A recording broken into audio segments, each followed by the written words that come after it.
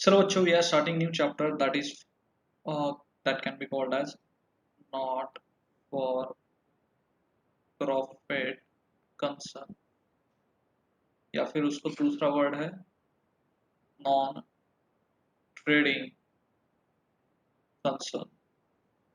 College में start किया है ना बच्चों ये chapter. Yes, sir. We are starting with this new chapter not for profit और नॉन ट्रेडिंग कंसर्न। चलो बेसिक कंसेप्ट में थोड़ा पढ़ाने वाला हूँ, ध्यान देना बच्चों। सी मेजर दो टाइप के बिजनेस रहते हैं। फर्स्ट वन इज आपका ट्रेडिंग वाला business and second one is non trading.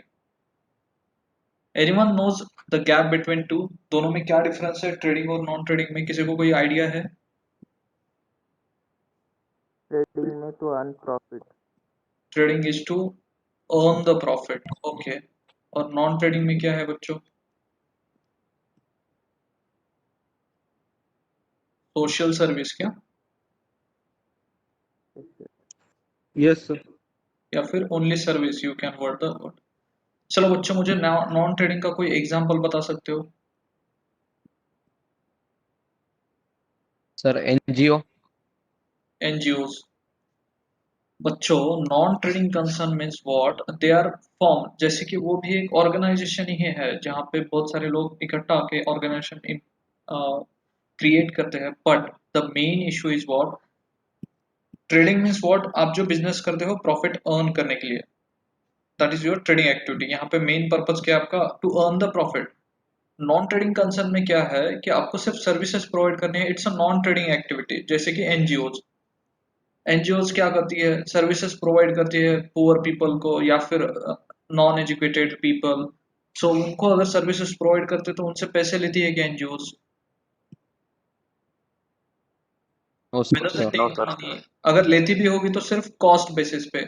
इनका प्रॉफिट अर्न करने का मोटो है क्या? नॉन ट्रेडिंग कंसर्न और एनजीओ। फॉर एग्जांपल आपको एनजीओ का एग्जांपल अच्छे से समझेगा। सो एनजीओ जो भी एक्टिविटी करेगा तो उसमें उनका प्रॉफिट अर्निंग क्या मेन मोटो रहता है या फिर सर्विस रेंडर करना? That is the main motto.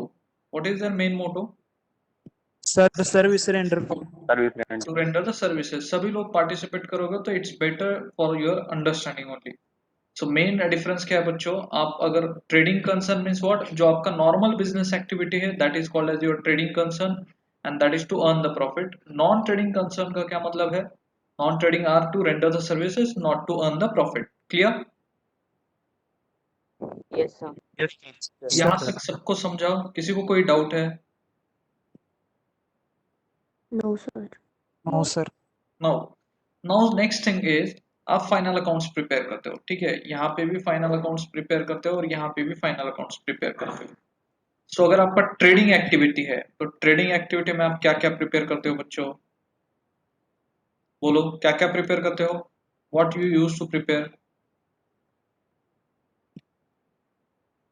All direct. बात करना है बच्चों, बात करना है। You use to prepare final account में क्या क्या प्रिपेयर करते थे? Trading account, profit and loss and balance sheet, यही बनाते हो ना बच्चों आप फाइनल अकाउंट में? Yes sir. Yes, sir. इसके ऊपर से आपको फाइनेंशियल पोजीशन ध्यान में आएगा।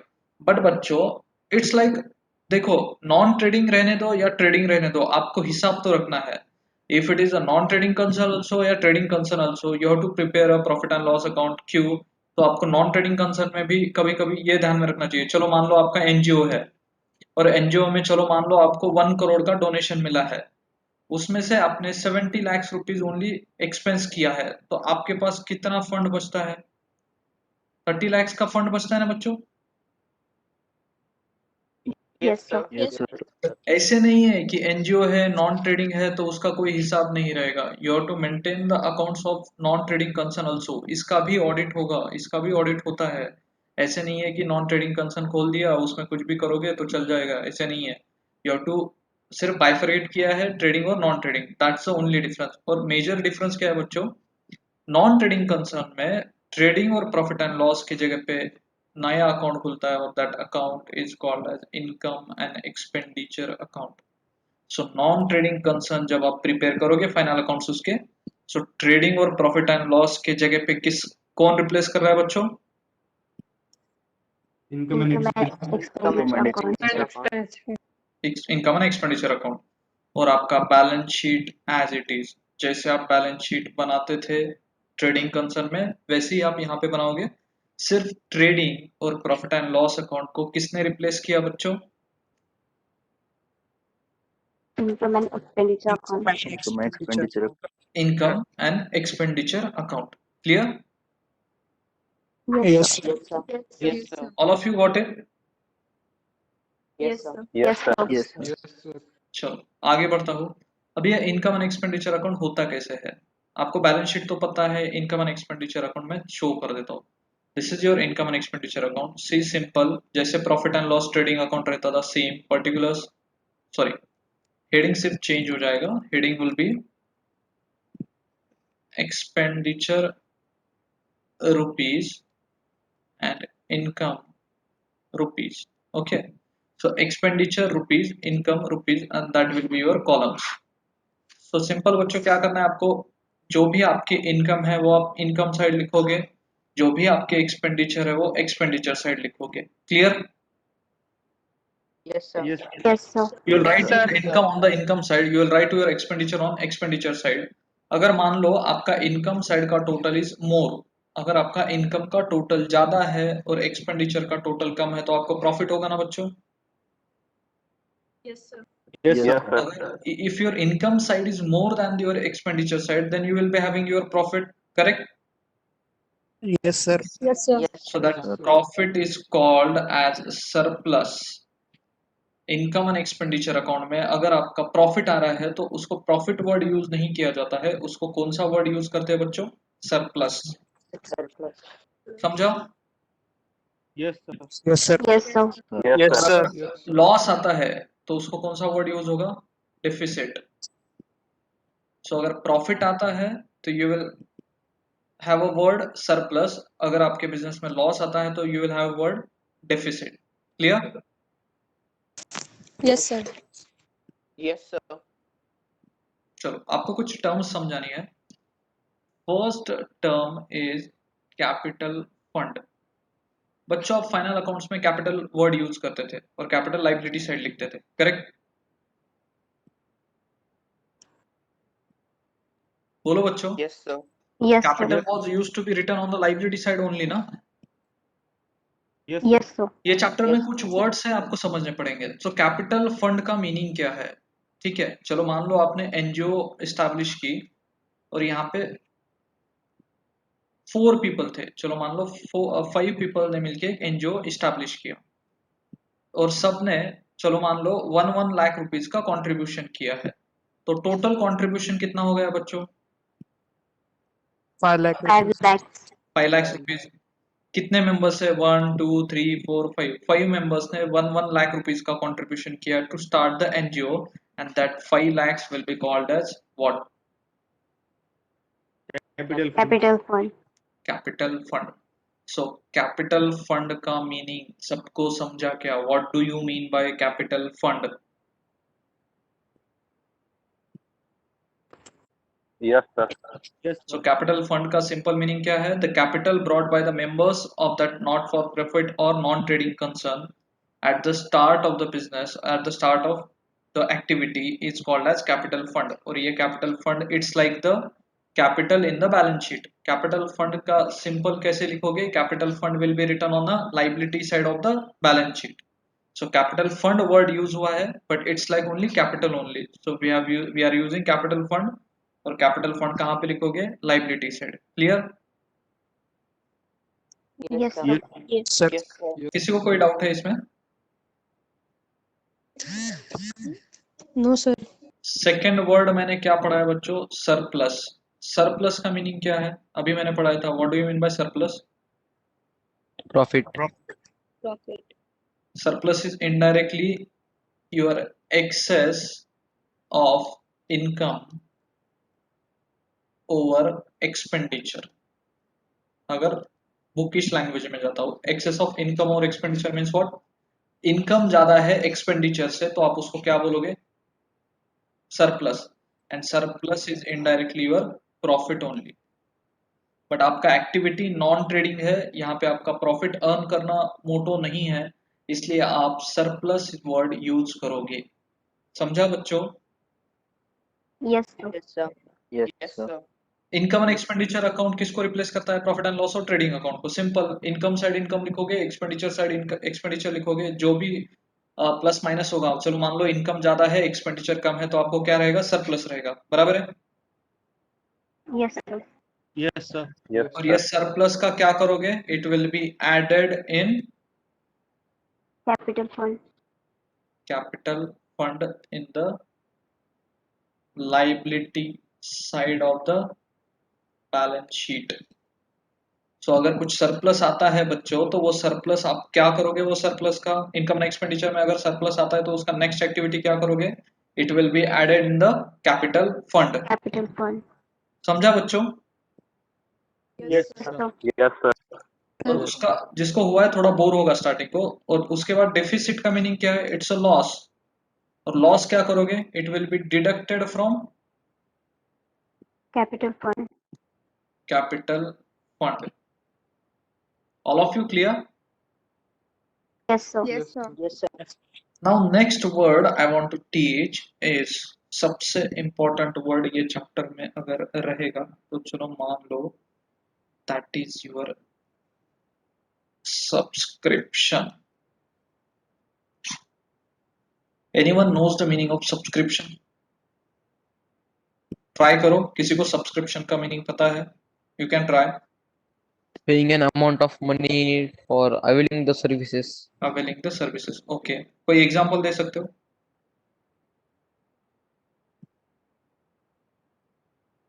Can you give any example?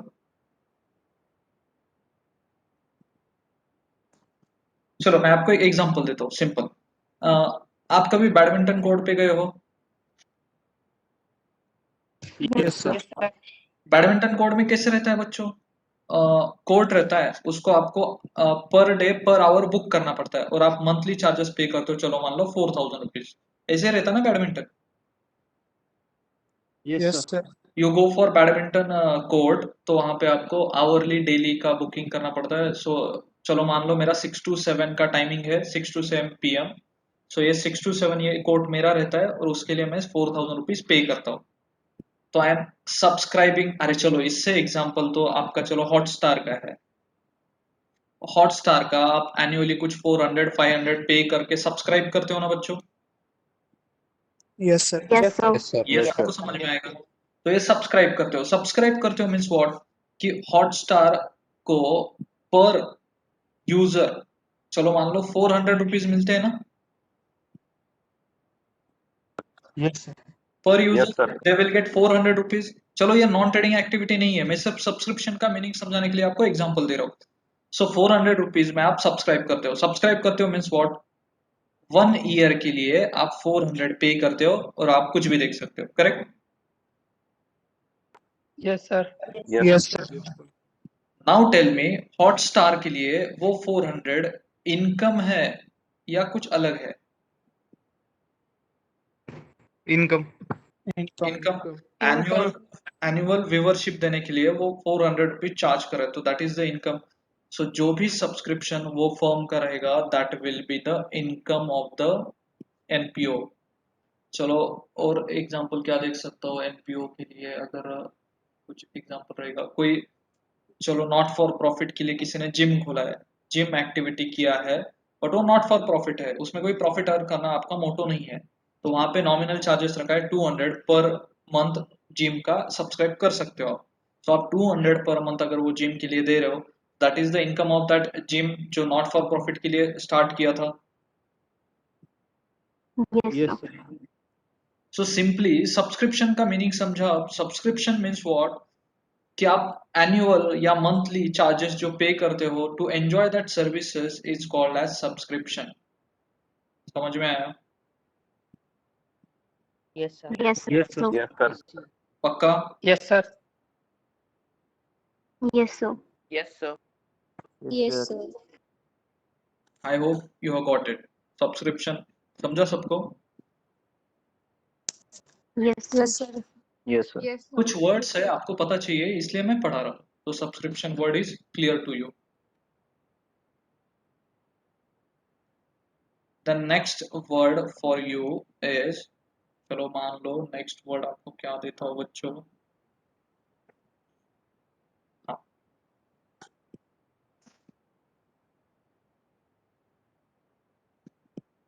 Main important चीज है ये वाला, सबसे इंपॉर्टेंट, गवर्नमेंट ग्रांट।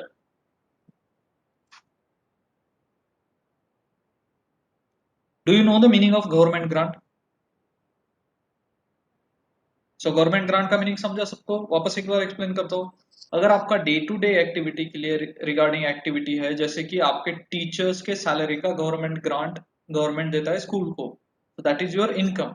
और आगे स्कूल सैलरी देता है टीचर्स को, दैट इज योर एक्सपेंडिचर। सो याद रखना बच्चों, गवर्नमेंट ग्रांट कौन से चीज का है उस पे उसका ट्रीटमेंट डिपेंड करता है। अगर government grant activity of the school से रिलेटेड है, day to day activity, so it will come to your income side। समझा सबको? Yes, sir. Yes, Yes. Yes. Yes. But इसका दूसरा एग्जांपल देता हूं। अगर गवर्नमेंट ग्रांट आया है स्कूल का बिल्डिंग कंस्ट्रक्ट करने के लिए, अब बिल्डिंग कंस्ट्रक्ट करना ये बार बार एक्टिविटी होती है क्या स्कूल की, कि एक ही वंस इन अ मून होता है? एक ही बार होता है ना, बहुत बार थोड़ी होता है कि स्कूल का बिल्डिंग। सो स्पेसिफिक पर्पस के लिए फंड आया ना बच्चों। Yes, yes, sir. Yes, sir. सो याद रखना, कोई भी स्पेसिफिक, मेन चीज याद रखना, कोई भी स्पेसिफिक पर्पस के लिए अगर फंड आता है and that is the long term. अब बिल्डिंग कंस्ट्रक्ट करने के लिए अगर फंड आया तो वो दूसरे एक्टिविटी के लिए यूज कर सकते हो क्या आप? नहीं। No, no, sir. और बिल्डिंग कंस्ट्रक्ट No. करना ये स्कूल का डे टू डे एक्टिविटी है क्या? नहीं। तो याद रखना, अगर स्पेसिफिक फंड आता है, स्पेसिफिक ग्रांट आता है for a specific activity, so that will be written on the liability side of the balance sheet, not on the income side, because it's not the income of the firm। और liability side क्यों लिखना है? अगर ये government grant मिला है building का और आपने बिल्डिंग ही कंस्ट्रक्ट नहीं किया, तो ये पैसा गवर्नमेंट को वापस देना पड़ता है। Clear? Yes, sir. yes, sir. Yes, sir. सो याद रखना, Yes, sir. कोई स्पेसिफिक चीज के लिए फंड है तो that will go to liability side of the balance sheet, because not, it is not your day to day activity. और अगर वो बिल्डिंग आप कंस्ट्रक्ट नहीं करते थे तो आपको वो पैसा वापस देना पड़ता था, therefore it will be return on the liability side. जैसे जैसे बिल्डिंग कंस्ट्रक्ट होगा वैसे वैसे वो फंड कम हो जाएगा और लाइबिलिटी साइड खत्म हो जाएगी। But it's for a daily activity, जैसे सैलरी के लिए आया है, so it will be return on the income side. Clear? Yes, Yes, sir. So simple बच्चों, revenue activity means what? Day to day activity. Day to day activity है तो income and expenditure में आएगा। और कैपिटल रिसीट है, capital receipt means what? Long term purpose के लिए, तो it will go to the balance sheet. देखो बच्चों, दो आपको पैसे मिलेंगे, चलो मान लो। सबसे इंपॉर्टेंट ये चैप्टर में क्या है? आपको रिसीट मिला है, रिसीट्स के बहुत सारे वेज रहेंगे, तो मेनली आपको बाइफरेट करना है, वो रिसीट रेवेन्यू है या कैपिटल इन नेचर। आपको रेवेन्यू इन नेचर है वो रिसीट, रिसीट मीन्स पैसे मिले, करेक्ट? Yes, sir. yes, सो उसको मेनली आपको बाइफरेट किस में करना है? क्या इधर वो रेवेन्यू है या कैपिटल है? वो रेवेन्यू है या कैपिटल है, कैसे समझेगा? बोलो। If it is recurring, then it is revenue, and non-recurring, okay, simple language में क्या है कि आपके डे टू डे एक्टिविटी से अगर वो रिलेट करता है, सो इट्स अ रेवेन्यू। जैसे कि आपको गवर्नमेंट ग्रांट मिला सैलरी के लिए, एम्प्लॉइज के सैलरी के लिए, so that is your day to day activity, तो रेवेन्यू। और कैपिटल क्या रहेगा? Long term activity. जैसे कि आपको लाइब्रेरी कंस्ट्रक्ट करने के लिए फंड आया है, तो लाइब्रेरी कंस्ट्रक्ट करना it is not your day to day activity, it's a long term activity. So library construct करने के लिए अगर आपको पैसे मिल रहे हैं तो that is your capital receipt. Receipt को बाइफरेट करना है बच्चों, either it is a revenue receipt और कैपिटल रिसीट। अगर रेवेन्यू रिसीट रहेगा तो कहां पे लिखोगे? Income side. Income side. और कैपिटल रिसीट रहेगा तो liability side of the balance sheet. So major task in this chapter वो आपको पहचानना है कि वो रिसीट वेदर रेवेन्यू है या कैपिटल है। और सिंपल आता है बच्चों, एक दो चीजों में सिर्फ कंफ्यूजन होता है। तो आप रेवेन्यू रिसीट के आप मेरे को एग्जांपल बोल सकते हो? क्या क्या बोल सकते हो एग्जांपल? चलो। बोलो एग्जांपल रेवेन्यू रिसीट्स। Salary. चलो आपका स्कूल है, स्कूल का आपने हॉल रेंट पे दिया, सो रेंट फ्रॉम हॉल, अगर आपने आपके स्कूल का हॉल रेंट पे दिया तो उसके उससे जो इनकम आएगा वो आपका रेवेन्यू रिसीट है, क्योंकि आपके स्कूल का हॉल था, आप नॉर्मली देते हो तो इट्स योर रेवेन्यू रिसीट, वो आपका इनकम है। फिर चलो मान लो आपने और क्या किया है, बच्चों से सब्सक्रिप्शन लिया है, कोई सब्सक्रिप्शन लिया है तो वो भी आपका इनकम है। और कैपिटल रिसीट स्कूल के लिए क्या रहेगा कि बिल्डिंग फंड के लिए अगर कुछ फंड आया है, या फिर लाइब्रेरी कंस्ट्रक्ट करने के लिए कुछ फंड आया है, सो बिल्डिंग फंड के लिए या लाइब्रेरी फंड के लिए अगर पैसा मिलता है तो it will go to liability side of the balance sheet. और आपके डे टू डे एक्टिविटी के लिए अगर कुछ पैसे मिलते हैं, जैसे कि ट्यूशन फीस, आपने कभी आपका स्कूल का रिसीट देखा रहेगा तो उसमें ट्यूशन फीस भी मेंशन रहता है, सो वो भी that is the part of your income only. Clear बच्चों, any doubts? No, sir. No, sir. पक्का? Yes, sir. Yes, sir. Yes. सबको क्लियर है, किसी को कोई डाउट है? No, sir. No, sir. No, sir. चलो रिज्वाइन करो।